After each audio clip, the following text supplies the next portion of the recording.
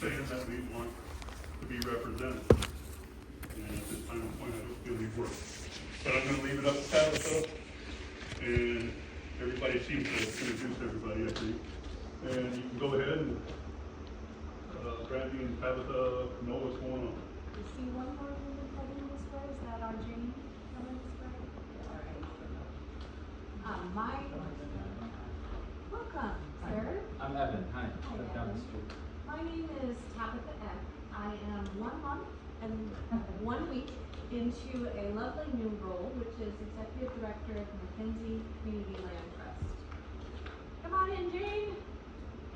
This organization was stood up about 2.5 years ago by a pretty broad range of community leaders. Following the fire, it was pretty slow recovery.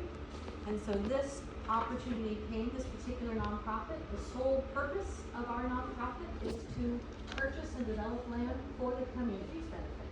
That's it. That is our one and only purpose. But of course, that's a pretty broad interpretation, but our goal is to support the community. And what our group, our board, which includes the 2 biggest employers in the area, the school, we have the superintendent and the head of the ranger station, as well as several small business owners, retirees, folks with young children, a pretty broad swath of humanity that takes on the entire Mackenzie Valley. And they determined that the biggest need in our community was workforce housing. Neither the school nor the ranger station can get the quality long-term labor that they need. Maybe an entry-level ranger or an entry-level teacher could live in one of our little homes over here that you see going up. Those are 80% AMI. Maybe an entry-level teacher could fit in that income bracket. What is AMI? Area median income. So they take the average or the median, and then 80% of that, no one that makes more than that is allowed to buy those homes. So of course, it's an unfortunate, or fortunate, I guess, restriction on the money, which when it comes to housing, there isn't too much money to help with the housing, as many of you have experienced. And so what we are hoping to do for the larger Mackenzie Valley has started here in Blue River, which our board identified was the broadest swath of destruction, the entire town being leveled. And there's pieces of property that have the vision that is advantageous to building, to helping families come back to our community. And so we have been able to purchase 2 more pieces of land, courtesy of some very long-standing families in the community, with the hopes that that land could stay in the community, that we could continue to build housing for families. And our goal with this purchase right here is to advocate for and achieve middle income housing. 120% AMI is our goal for this property here. Whatever that looks like, we have not gotten the money yet to build there. The source of funding that we're hoping for has not even passed down the rules from powers that be about how that money can be used. For our goal is to provide quality housing for our families and our professionals so they can come back and be a part of this river. But specifically, it's our firefighters and our teachers that are really suffering. It's our school that can't keep a teacher more than 1 or 2 years out of college. They migrate back to the city because they can't find housing out here. So that is the entire purpose for the existence of our organization.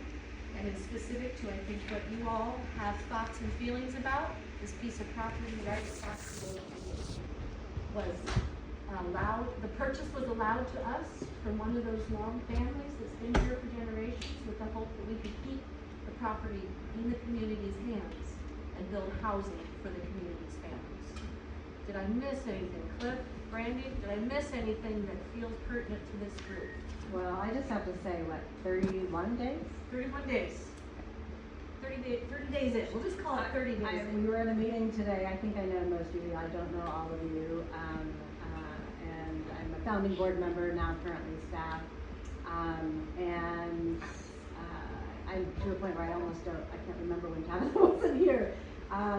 So yeah, as I think all of you that were impacted by the fire, I'm a downstreamer. I live in Hayden Bridge. I'm 3rd generation Mackenzie. My grandparents came in 46 and to Blue River, and I come from a logging family. But I didn't grow up here. I went to Thurston. I'm a Thurston grad. I'm not a Mackenzie grad.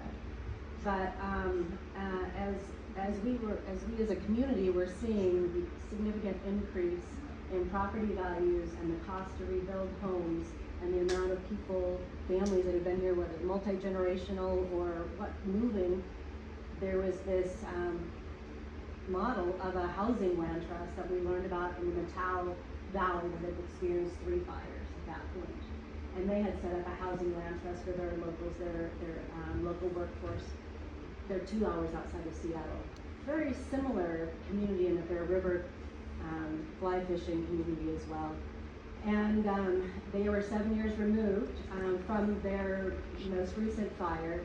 And at that point, I remember watching this video, and the mayor initially said she was not supportive of this idea. And this was 5 years removed in this interview, and they now have over 35 houses in the valley. And she said, oh, it has had such a huge impact for our working families, the people that live and work here, and went on. So how the model works is people still have to get a mortgage. They still have to buy a house. They have to qualify for a mortgage. They don't buy the land. Very much like the Forest Service cabins that I think most of us are familiar with, except for with the Forest Service cabins, the Forest Service always owns the land and you buy the cabin. The Forest Service cabins can only be a second home. This is the opposite. Only people that can qualify to buy our homes are full-time residents. This has to be your primary home. And then the funding dictates, like with the Rose Street neighborhood, which hopefully everybody's had a chance to peek at, and if you're interested in walking over there after this, we would love to share it with you, is that particular funding was from the state to build those homes, which is where the 80% comes from. And as we shared, we also recognize it's middle income families that are really also struggling to get back. And are either commuting an hour to work, or whatever the situation is, or they're new to the valley and want have kids in the school and they have a job here, or whatever the situation is for each unique situation. But really, we're trying to advocate for dollars to build housing for middle income families. For the Forest Service, a lot of their employees have consider just above that 80%. A lot of if mom and dad both work, you're just above that 80%. And so we recognize that is a big need, and we're advocating, and with some of the ReOregon disaster dollars, which many of you may or may not be familiar with, those are the federal dollars that came to Oregon for all the 2020 wildfires to help with recovery and rebuilding of homes. And there's different buckets, and we're hoping to be able to tap into one of those buckets to build homes across the way, because they allow up to 120% the middle income homes. And so they're still teasing out exactly what that's going to look like, and as far as the policies, all the pieces, that's very high level, but that's what our goal is. And this is one example, right? You're seeing the Rose Street homes come up. They should be done early October, and hopefully we'll have families living there before Thanksgiving. But again, just kind of wanted to share a little bit how the housing land trust model works. We set up a community land trust, not just a housing land trust like the Matao Valley. They just have a housing land trust. They're just building homes for local folks. We decided to set up a community land trust because, especially here in Blue River, it was the entire town that was devastated in the fire. So as a land trust, being able to buy land for the community benefit, we can buy a commercial lot if we could find funding and build a commercial building, and maybe put housing on top, like Melanie's done with the store, to create rentals, affordable rentals, and affordable commercial space for local business. So we're still kind of figuring that out, but we have this toolbox now where we can help with a lot of things: open space, trail easements. We've got maps over there that I'm hoping many of you have seen the vision for, and been a part of those community listening sessions around a pedestrian path that connects downtown to the school by way of Three Sisters Meadow and the track. We've received a $200,000 grant to do a feasibility study on that, and so that from OSU. And so there's a lot of pieces where we can use this toolbox. Housing is the #1 priority, these other things we see as a huge need too and can help with, but you know, we're 2.5 years old. Some of us have been working on this over 3 years, right, Cliff? And, but for a fairly young nonprofit, you know, we know that the need was 5 years ago. Thank you, Brandon, I appreciate that. Anything to add real quick? No, Cliff? yeah. Okay, my goal tonight was to mostly listen. I think it was wise of Jane to suggest we introduce ourselves. But really, the invitation to gather as a community, as a neighborhood, started with Jean, and I think it was really wise. The sale across the street moved so fast, we weren't able to pause long enough to engage the neighbors before the property sold. But it was very much our intent to have this and even more opportunity for input from this neighborhood. Nothing has been determined. There is no plan written architecturally for what is happening there. We are at that very, very beginning stage. We have secured the land and we are seeking funding for what comes next.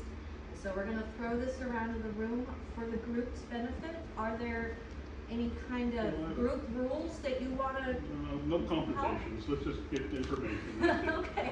Group, But my question Jean is. says you no know, confrontation. That's right. the. I met you guys over there the other day, and you had two student architects. They're architects. Or were they? They're Well, architects. So, to do a site evaluation. okay, for how, for what? For more houses? For homes, yes. To do For a 6 site- homes or whatever? I'm trying to get We have no nailed down to idea. what your Yeah. vision is on this piece of property. We have You no know, we idea. would like to know what you're gonna do with this piece of property. One house is beautiful, one house burned, one house built. But you Gene, wanna the- put more houses, well, Gene, that's, we don't know. Well, We don't know. We That's have to the apply struggle for we the have. funding. Just so you know, Yeah. there are only one house on all the lots up and down the street. In fact, someone did try to build a duplex down here, and the street organized itself and was able to stop that from being built. And that's our concern here. It's a relatively simple ask, commit to one house. How tough can that be? No one is saying don't build a house there. No one is saying don't borrow the money the way you're discussing it to have that type of family come in who may or may not be able to afford to live here, right? But the concept of putting in 6 cookie cutter homes like LA on our street is something we don't want. We don't want a rental there, we don't want 2 houses there. None of us have the ability to do that when we bought here, and that was one of the reasons people buy out here, is that this neighborhood was what attracted us, not what you're building over on Rose Street. We're not saying that there isn't something for that, but I can tell you when I sat on a couple of these boards, we always did research. And what I haven't seen from the land trust, and I've checked the website a fair amount, where's the research that this type of home is needed up here? I'll give you an example. We have looked at, Lazy Days is less than 70% full. So Which is not our the problem. need for more of that type of housing may not be here. Right? We know that the RV park across the way isn't full capacity. So why would the concept that we're gonna add more housing to an area that already is oversupplied with housing is necessary? Have you done any research? Yes, we have done a lot of research, and I think I may not have been clear in my introduction then. Because what you're describing, that Lazy Days, which isn't us, and the RV park and these Road Street homes, is very different funding. We are limited to who can buy those. Not a That is- question of funding, Tabitha, it's a question of supply. If those homes aren't being rented or purchased, for whatever those reasons are, I'm not sure forcing more housing into this area is the right answer. So I haven't seen anything on your website that shows the data is, we need 15 more houses up here. We need 16 more houses. I will tell you, I was involved in the Oregon Solutions, and the concept that there were jobs up here that would meet your criteria was a non-starter. And I'd be more than happy to break it down with you, because I spoke at length with Darren, right? The jobs that he had were part-time jobs. They were seasonal jobs. Those people aren't gonna qualify for that, for your housing, and they wouldn't qualify for the housing over here. The school had one position. And I didn't understand the need for that position at the time. My understanding now is there isn't any open positions at the school. So when you say you're building this housing for the community, one, you didn't contact anybody in this room other than the people on your board. even those that would be immediately impacted by whatever goes there. So that's what we're struggling with. I don't understand why you can't commit to one house. I appreciate you sharing. Jean, I know you had something to say, but you and I have had multiple conversations. I think there's others. Nancy, I see your I hand up. apologize for arriving late. I had to come down from Portland and I thought it was. Horrible. I thought, yeah. I bring a historical perspective to this. I really appreciate that when you bought on the street, you saw that it was beautiful and you saw wonderful home sites. Let me explain a little bit about the history of this street. All of the houses from my house, for those of you who don't know, I'm Nancy Bain, and my house is the one just up past Jim and Cindy's with the rock wall in front. And because I have water rights on the river from 1940, thank you, Mom and Dad, my lawns are green. From my house upriver, every single house that's upriver from me is because my family gave the lots to working class families so they could build a house on that piece of property. A couple of lots they gave to relatives, but one of them was downriver here. So just one lot up there went to a relative. Otherwise, every single house upriver was a gift to a working class family who were working here on the river.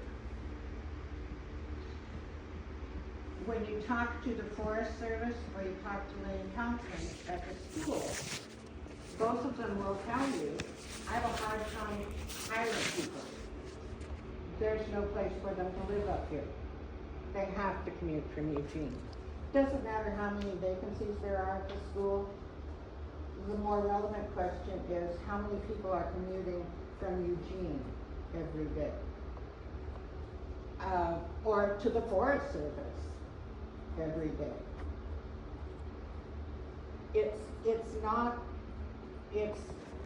And if you look at how many building permits have been reissued since the 2020 Holiday Farm fire, less than half of the houses that are left have actually now gotten a building permit. After the fire, it took me 2 years to get my place rebuilt. Trust me, there was no place upriver that I could rent. I lived in Portland for a year, and then I bought a travel trailer and lived in a 200 square foot travel trailer for a year while I finished the project. A lot of people up here are still living in travel trailers, you know, whether they're full-time or not. A lot of people up here are still living in travel trailers. To me, putting in more affordable housing for working class families simply makes sense and is part of the value of this community. We're not a retirement spot for wealthy people who've already gotten their money somewhere else and brought it here. We're still a viable working community. And the working population needs our help. Put clustering homes in one lot like that, well, 5 lots basically. It just doesn't fit the environment. It The doesn't aesthetic, maintaining the aesthetic visuals of everything. It doesn't match the It environment. doesn't even go close. One house is fine, you know, and that's good. And Nancy, more importantly, I spoke at length with Jerry about a week ago, and his plans aren't for more than one house per lot on the home. We haven't done that on any of the pieces of the village. No, Well, that's what I'm saying, that's my point. Because Lane County wouldn't let us. Well, But there's also, But my conversation with Jerry is that's the development he had planned, was that was compliant with the neighborhood. Because I asked him, Yeah, there's and he also said, yes, we want one CNRs. house Yes. per lot. We did that. We did that. And I think We that's great. also- Don't you think that's a good fit for here? I think One house per lot? if it's more affordable, that's valuable. Make it as affordable as you want, just put one house there. No one that I've talked to is trying to say something to say. requirements on the terms. It's the number of houses. Thank you. You, sir? Yeah, I just wanted to just share. I mean, I'm probably the youngest one in the room. I have a newborn. I'm the youngest. Yeah, other than Cliff. Cliff. So I just have some, like, you guys are talking about working families. You guys are talking about getting teachers up here. I am a teacher at the school. I have a young son who's about to turn a year old in a couple of days. So excited about that. And like, so I do hear like that we need more housing for younger working families. I think that is it was hard to afford to get this place when it came up. We were living in Eugene and we're kind of looking all around, and this was like at the far end of our budget, and we made it work. So hearing that there's like the cottages or the houses over at Rose Street, like I was so excited to see that come up.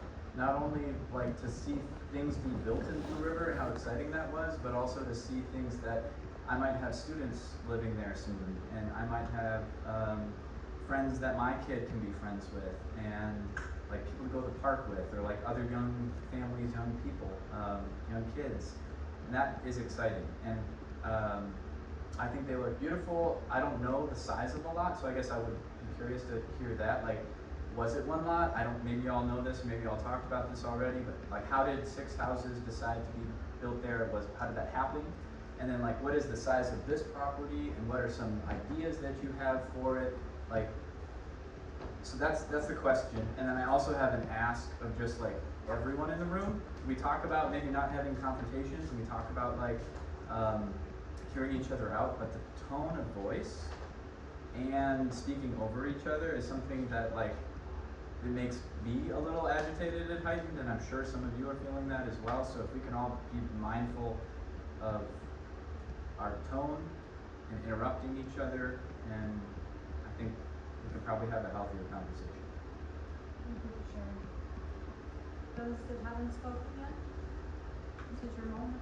Well, I have a question. When I read about it, and you were saying that you have no plans, but in the literature, you talk about multiple homes there. So you're thinking multiple, right? What we know about the property from the folks that we bought and the maps that we're looking at, there are 6 pre-divided lots. That predates us. I don't know how, by how much, but that is our. 1902, 1906, somebody, I don't have it in front of me. And so- A long Well, time there's 2 ago. lots that are combined over there, and then individual lots on the ends. There's 3 lots, you own 3 parcels, you have 3 tax lots. There are Yeah. 6 lots that could have, in theory, a home on it. That's all we know in Yeah, but- terms of what it is. That's not right. Just so you know, you have 3 tax parcels. You have a .55 and 2.14. So I don't know where you're getting the 6 lots from. That may be a site design that someone gave you, but so you What's the know. second number? Pardon, there's 3 .55. lots. You have a .55, which is the largest one where the barn and the house used to sit, and then .14, you have 2 lots, .14. Each one has a separate tax. So perhaps part of this feelings and difference and disagreement is coming from just not the same facts. You guys seem to be saying that there's 6, we seem, or not, I don't like the whole we, like we're not all one street, you There's know? the map. I know, but like, we all speak for ourselves too. So there's some information that says 3, some information that says 6, and maybe if we can't agree on the facts, we're never gonna agree on anything else. So I don't know. And if I'm, obviously we haven't heard the whole, everyone, but what I'm hearing is the only concern is number of houses.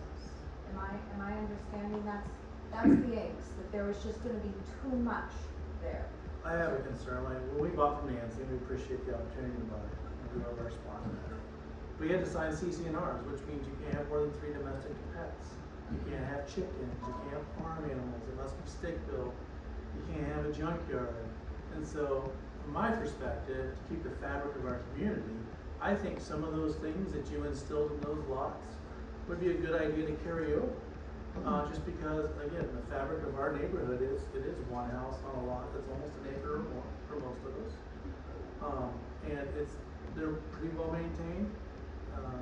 They're pretty safe from the standpoint of there's not a lot of junk going around, the dog is loose. You know, they're not gonna travel right into my neighbor's yard. But again, I think that's important specifically for me, is that we have some restrictions on what they can and can't do. Because downtown Blue River is not a good example of what I would love to see over here, period. I think that's a beautiful conversation that would be wonderful to have, a little bit farther down the line, because we're not gonna sell the land. Whoever we sell the houses to has to sign a lease with us, and we get to decide what's in that lease. So at the Rose Street houses, we've limited the colors that can paint the outside to palette, so we don't get weird stuff going on. So we do have the freedom within the community to decide what's best for the community. So heard, I hear you, on being sure that those humans, that land matches what's going on here, and there might be some consideration for farm animals. They can paint their doors whatever color they want. Yes, there is that. Relating to that, since you are selling the homes, who's gonna be monitoring that they don't paint their houses a different color? I mean, it's not gonna be like an HOA. I'd love to hear more on how that will be monitored. If there are restrictions, who's gonna maintain that? As the landowners, we would be responsible for the land. And there are plans to have something like that to monitor the Rose Street We own the land, we own the road that's going into Rose Street, we own the common spaces, we own these, we have to take care of the septic systems that are actually raised. We take that responsibility as the landowner, and we don't take that responsibility lightly. So is there like a HOA